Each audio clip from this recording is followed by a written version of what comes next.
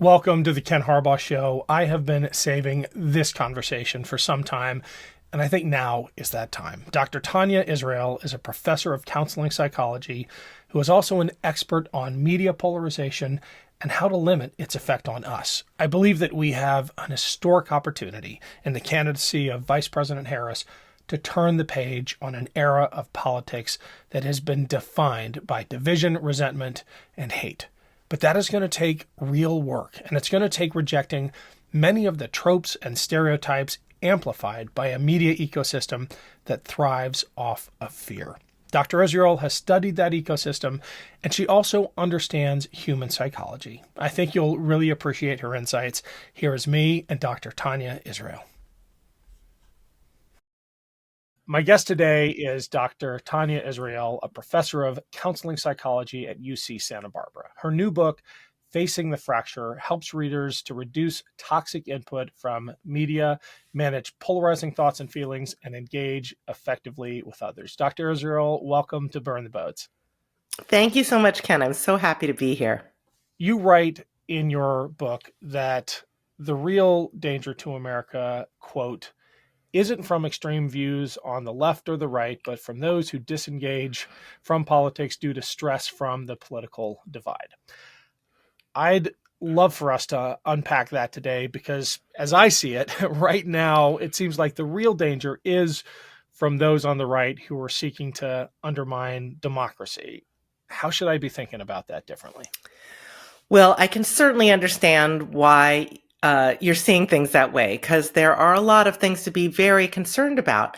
And one of the things we know from so much research is that most people are not at the extremes politically. So what we're seeing in the media and the people who post on social media about politics, we see an absolute overrepresentation of people at the extremes. And so we have a skewed perspective on the, proportion of the American public who's at the extremes. But actually, most people are in the middle, what More Common calls the exhausted majority. And those people are so tired of the vitriol that they're hearing from both sides, and they're checking out of our democracy. And that's something I'm so concerned about. So you make a distinction between the vast majority of Americans who are just trying to get on with their lives and with whom we actually have a lot in common, and the political leaders and the influencers, the provocateurs who are using anger, well, really to make money and gain or retain power. Yeah, indeed. So most people, okay, now I've listened to your podcast, so I know, you are very knowledgeable about politics. You bring on guests who are very knowledgeable about politics. And I'm guessing that your listenership is very interested in politics. Most people aren't. Most people are, and I know that we'll say, well, politics affects every aspect of a person's life. So even if you're not interested in politics, it's affecting you. That's all absolutely true. And many people, they just have other priorities of where they're focused. They're raising kids. They're working multiple jobs. They're coaching Little League. They're doing other kinds of things where their main focus is not what's going on politically. And so the divide in our country is not just about left and right. There's actually a significant divide between people who are very interested in politics, the news junkies, the really emotionally activated people, and the rest of America who's just not so into it. I think one of the points you make in the book is really going to resonate with this audience, which is the strategic ineffectiveness of maintaining that sense of anger and othering your political opposites. You write this in the book. Furthermore, our willful misunderstanding of others renders us ineffective strategists. Let's humanize rather than demonize those who disagree with us. Not only will this help you cultivate compassion, but understanding what might draw people to an opposing camp will also enable you to state your case from their frame of reference. I think that's a useful entree for the hyper politically engaged to maybe lower the barriers a bit, to try to understand what is driving someone to assault the Capitol on January 6th, because understanding that will make us more effective at countering it. Yes, and even more so, I think understanding why somebody might not be so upset that people have done that. Because, again, most people did not storm the Capitol on January 6th, but a lot of people seem to not be as concerned about it as others. So I think that that's really who we need to understand. It's not necessarily the people at the most extreme. You know, people always say to me, oh my gosh, like bridging political divides, do I have to talk to white supremacists? And I'm like, no, you don't have to talk to white supremacists and neo-Nazis, but there's a lot of people who aren't that, who you're not understanding. And those are the people who I think we can reach. Give me an example of an issue where that plays out. You talk about a few of them in the book, and you don't shy away from anything. You do vaccines, you do women's health care and abortion rights. I mean, these are all incredibly heated issues where, in fact, most Americans, if they don't agree 100%, they agree on probably 80% of the issues around these supposedly wedge political issues. Yeah. I'll talk about issues and then remind me, I want to come back and to talk about tribal politics after that, Sure. because that's driving things sometimes more than issues. So in terms of issues, I started doing this work back in the 1990s when I founded a group to bring together pro-choice and pro-life people to have dialogue with each other. And it was an absolutely transformational experience for me. It didn't change anything about how I felt about abortion, but it changed so much about how I felt about people who disagreed with me on the issue. And some of that, you know, I was very pro-choice. I had worked in a clinic. You know, I had been on the front lines of a lot of things. And what I realized was that my way of viewing the other side through my experiences and my values made them seem irrational. Like, how can you possibly be a feminist for life? How can you be pro-life and, you know, support the death penalty? Like, I had so many really good logical inconsistencies that I could point out about the other side. But when I actually heard them talk about where they were coming from their own experiences and values, it made a lot more sense to me that their conclusions really came from where, you know, the way that they were viewing the world. And my conclusions similarly didn't make sense to them from how they were viewing things. So that's just, you know, one of the ways in which if we are judging other people based on our own frame, then, you know, the conclusions aren't coming from our frame. They're coming from theirs. Your book is a useful prescription tool for bridging some of these divides and lowering the temperature and helping Americans understand each other better. But from a political standpoint, is there a way to operationalize understanding to win people over and win elections? Oh, Because absolutely. I'm looking at the next couple months and thinking, look, I do think I understand the other side. You know, grew up in a conservative religious family, childhood in Alabama, joined the military, but I want to win. Do you know what I mean? Sure. So the operationalization of all of this is called deep canvassing. So, you know, deep canvassing, it's about, you know, you don't go and knock on somebody's door and tell them that they're wrong about everything. I mean, that's never what we've done with canvassing anyway, because that's just not a good use of our time. But it's going and engaging people in conversation where the goal of the conversation is to understand them, not to you know, lay out all of our views on them. And it turns out that people are responsive to knowing that somebody cares about their views, knowing that that they value and don't dismiss them. And so that's actually what makes people more interested in knowing, okay, well then, how should I vote? What are the views?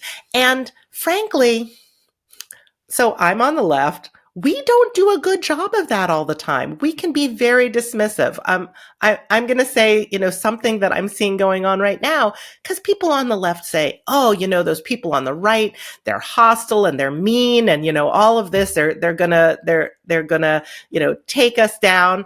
And then one of the things that I've seen is that in a week after Kamala Harris became the Democratic nominee for president, so much positive enthusiasm, and everybody in the left is going to say, "Oh, look how positive we are." And then there's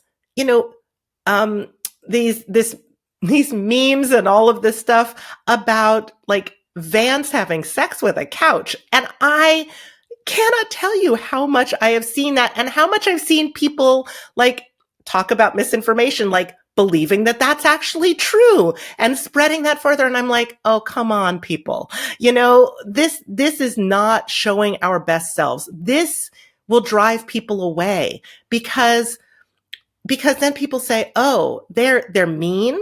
They're going to make fun of me. They're more interested in being clever than in being kind. And I think that that's a real concern, that we start to look like gleeful bullies when we lean into that side of ourselves. Set the couch memes aside. How would you prosecute the case against someone like J.D. Vance, who has argued for a federal response to women traveling for reproductive health care, who has said he couldn't care less what happens in Ukraine, who has now allied himself with someone he called America's Hitler? How do you prosecute that case without seeming mean? Oh, I love that question, because now I'm going to go back to tribal politics.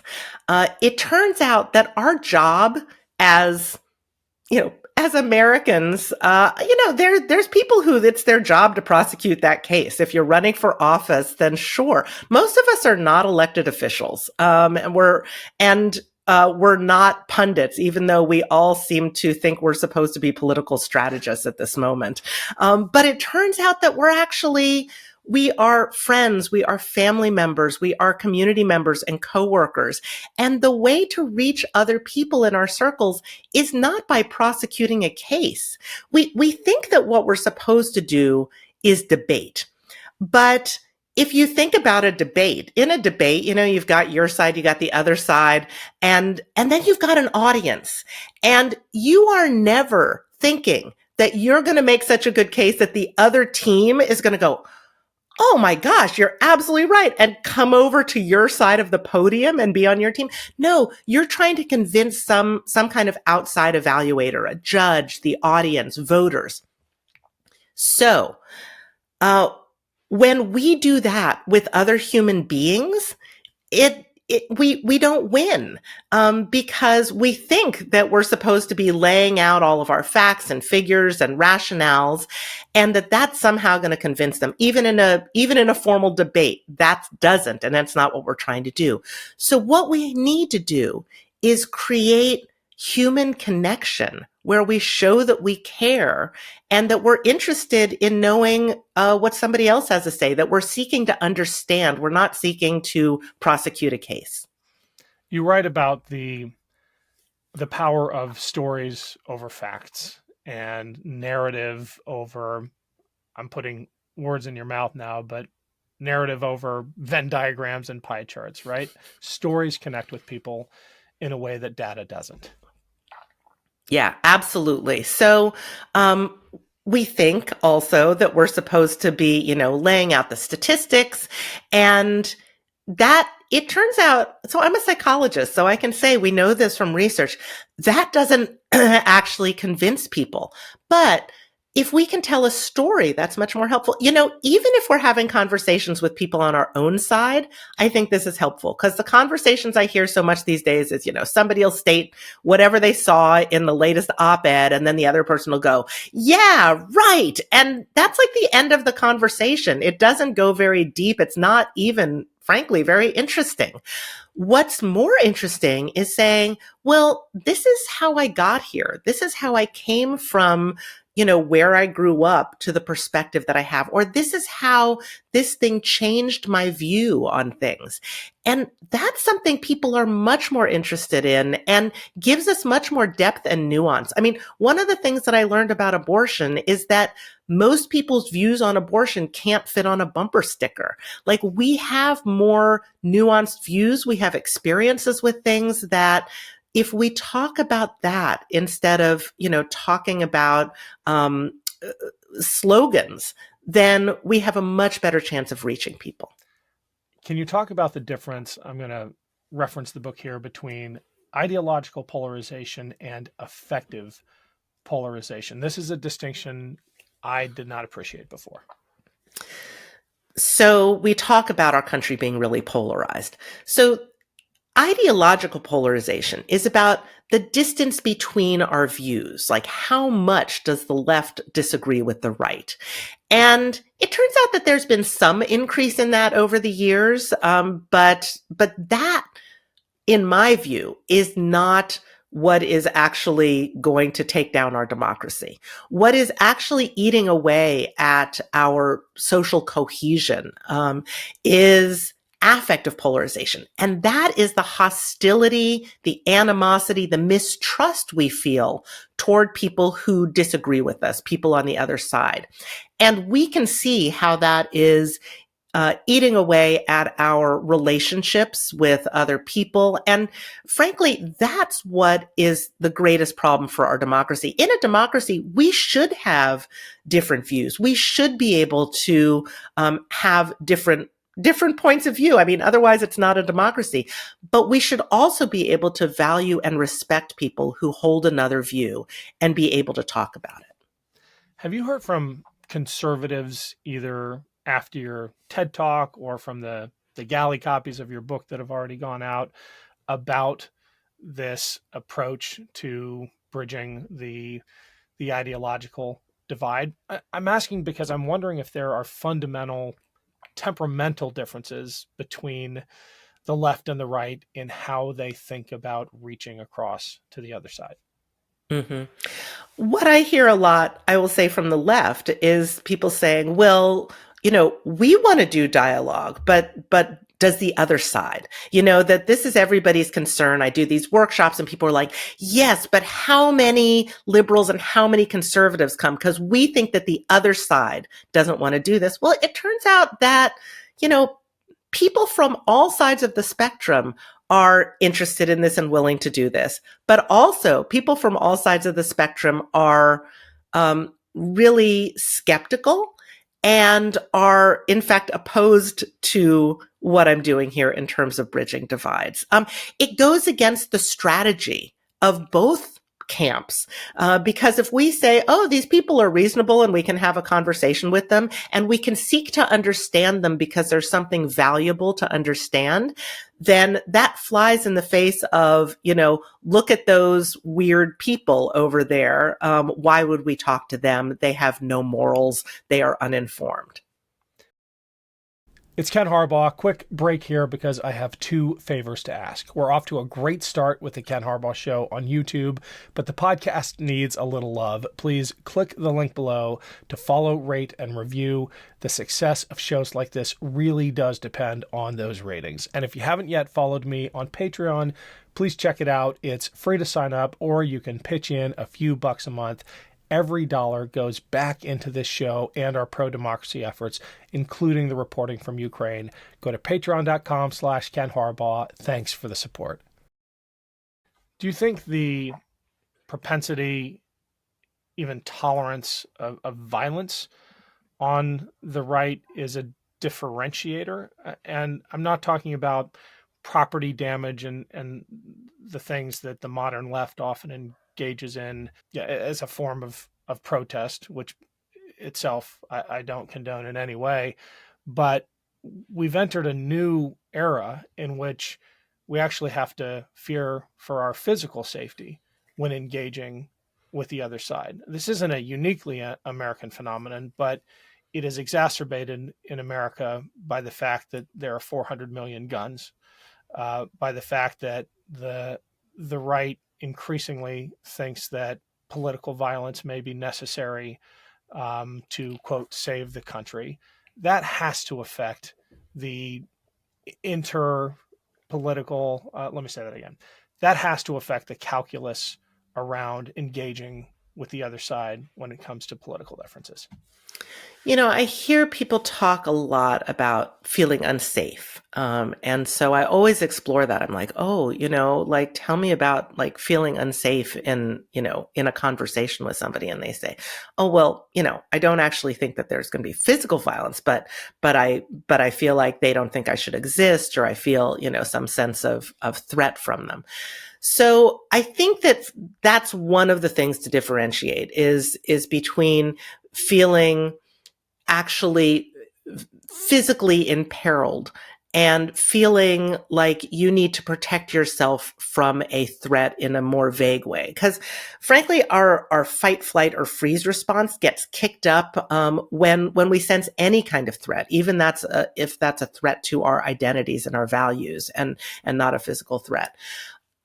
There, there may be some differences there. Certainly, gun rights are more supported by one side than the other. However, like, if you look at who's been buying guns a lot lately, like, people on the left are feeling like, oh my gosh, we'd better be able to protect ourselves against those people on the right who have all those guns. And like, people are just arming themselves up. And I think that this is something that we do need to be concerned about, because people see the other side as the aggressor and feel like they are just trying to protect themselves. And both sides will say that.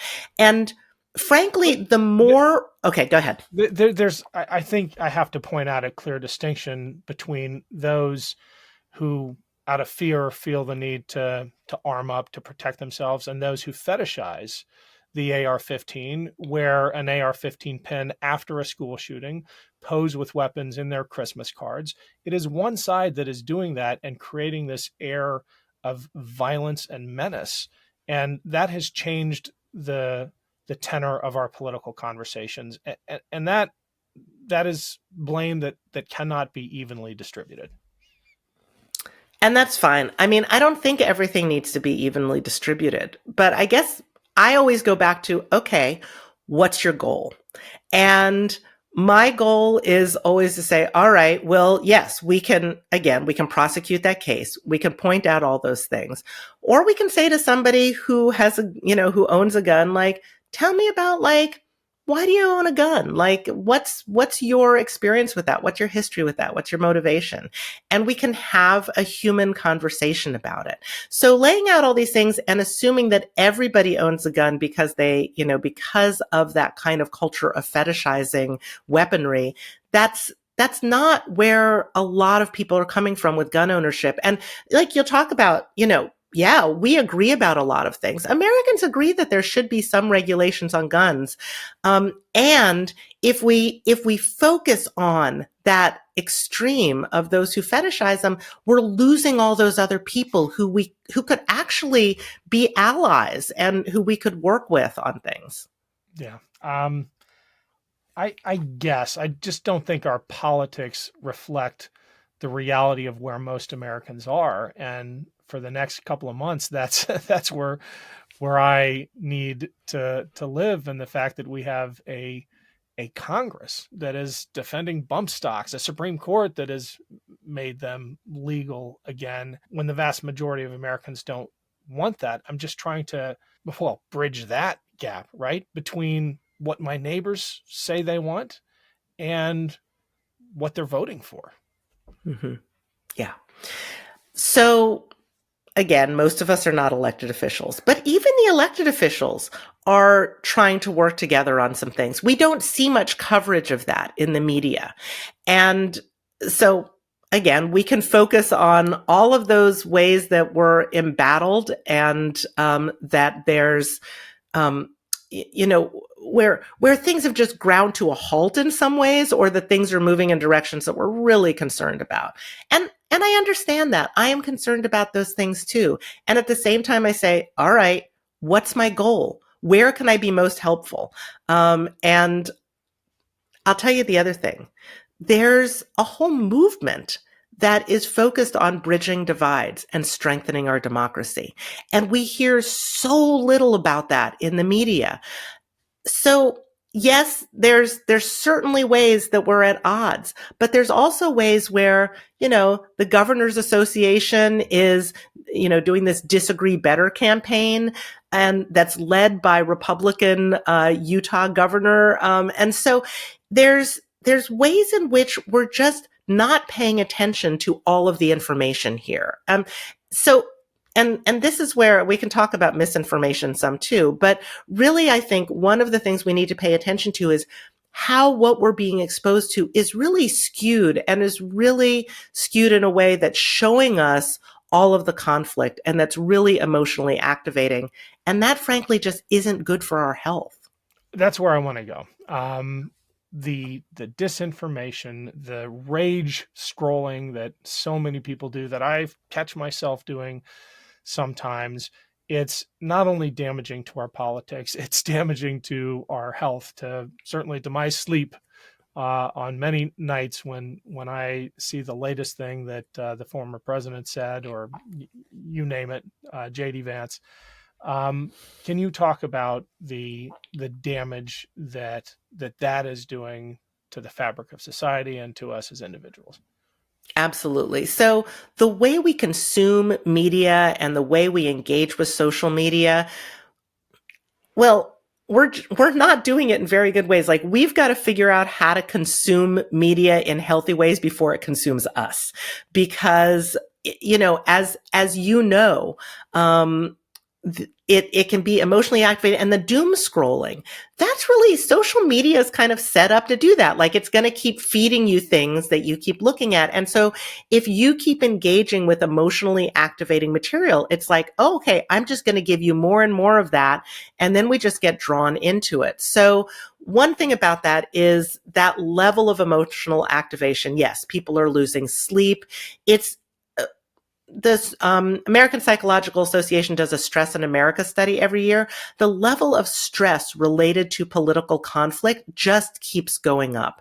And so just in terms of our individual health, this is not good. So the things that are useful for us to do are to make intentional decisions about how we're consuming media. Turn off notifications. All those things that say they're urgent and breaking are actually not, for the most part. And so we don't need those. You can wait until the next day to learn about that thing. We don't have to have a hot take on everything at the moment that it happens. And so I think giving ourselves some space from the news is really good. Like, of course we want to stay informed, but rather than kind of have the baseline that the news is in our view all the time, make decisions about, okay, I'm going to have it off, but then I'm intentionally going to go in and learn about something, and then I'm going to turn it off again. So take a break. Rather than taking a break from it, take a break to go look at the news and then go back to living your life. You write about Gen Z and its engagement with politics, in particular the campaign of Vice President Harris. Do you think there's an opportunity for that generation to break this cycle? They're digital natives. They're way more sophisticated than we give them credit for. And I see them as fundamentally optimistic. When I look at my own kids, when I look at the content their generation is producing, I don't know, there's something less dark about it than the stuff my generation seems drawn to. What's your take?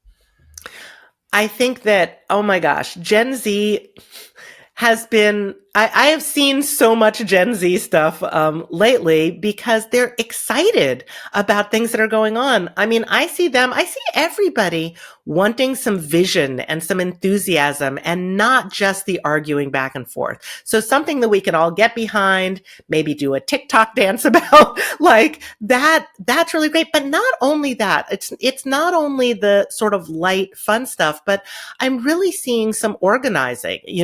Swifties for Harris is putting out information about like, how do you make sure you're registered to vote? And this is something that's so essential because there has been an increase in youth voting over the last election cycles, but youth are the age group that's least likely to vote. And a lot of that has to do with logistics. When you ask young people why they don't vote, we think, oh, they feel disenfranchised, they're not excited about a candidate. They actually say, I don't have time. And when I think about like what life is like when you're in your 20s, then you are maybe going to school, you're maybe working multiple jobs, you're maybe raising kids, you're maybe moving every year. And so your life is just more chaotic. If you've got to re-register every time you move, if you've got to figure out how to vote in a new place that you're living, all of those things make voting more time consuming and more difficult. So I'm really excited about the enthusiasm that I see in Gen Z. And we've all got to make sure that we're supporting young people in terms of just that path to being able to vote on a very logistical level. I am sure there are young members of this audience who would not forgive me if I didn't also point out that one side of our political system is trying to make it harder for young people to vote by, for example, in certain states saying that a college ID isn't acceptable, but a driver's license is.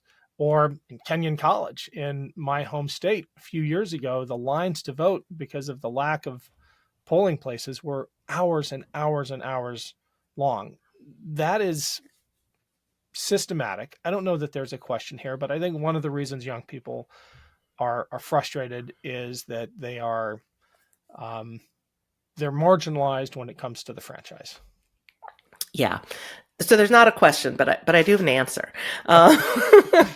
So the left and the right have narratives about what's going wrong with our elections. And the right is saying that it's about voter fraud, and the left is saying it's about voter suppression.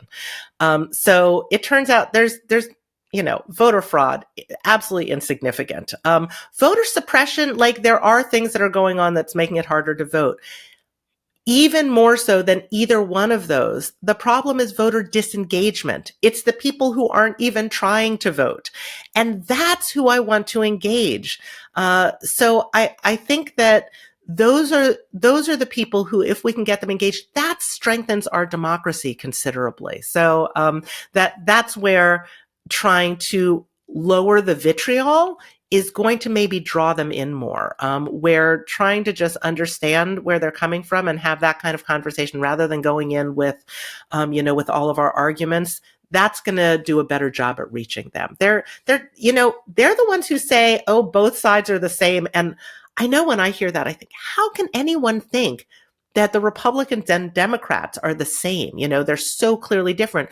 But when you listen to the tone that's coming from Republicans and Democrats, they don't sound that different from each other, the demonizing of the other side and all of that. So I think where we can be more human, that's where we can reach those people, and that will address a huge voting issue.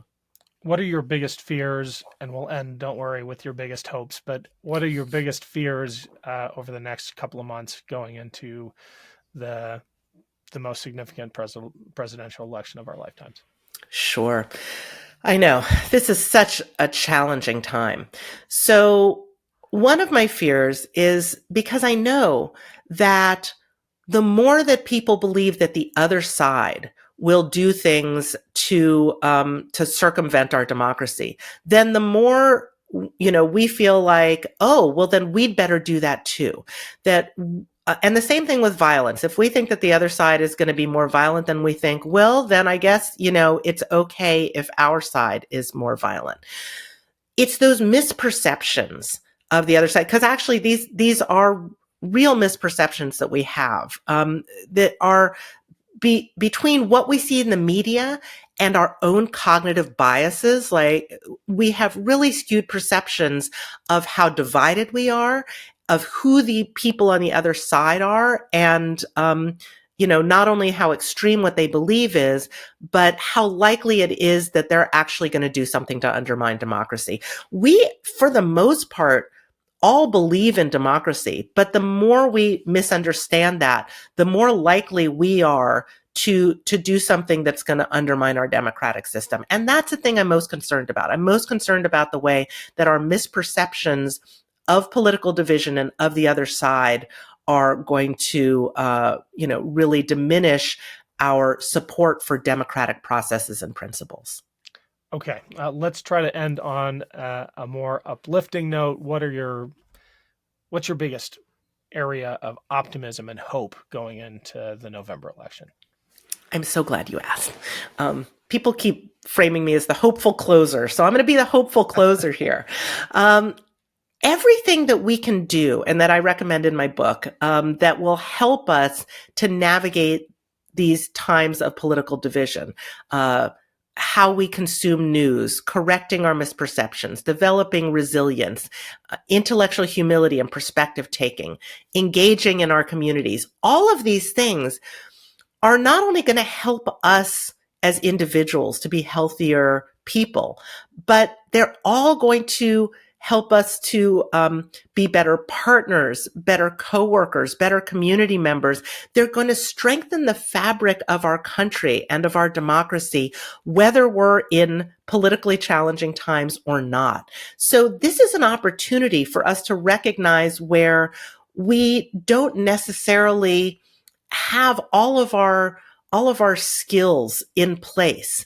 And this is a moment for us to step up and really try to develop some of those qualities that are going to help us to be more resilient, more engaged, and more mentally healthy people in the end. I mentioned the bridging movement before.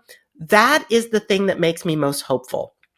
There are over 500 organizations that are working on bridging divides and strengthening our democracy. And knowing about those is so hopeful and helpful. I'm going to say the one action that I'm going to suggest people take. I know I should be telling everyone to go buy my book. You should do that too. But go to the Listen First Project website and take the Listen First pledge, which just means you'll get signed up for the weekly emails on Listen First Friday. Knowing what people are doing in this country to make it a better country, a better democracy, and to strengthen our social cohesion, that is so encouraging, and I just love it. So I want to make sure more people know about it because the media is not covering it so much. Well, I certainly hope your optimistic vision wins the day. The book is Facing the Fracture. Dr. Israel, thank you so much for joining us. Thank you so much, Ken.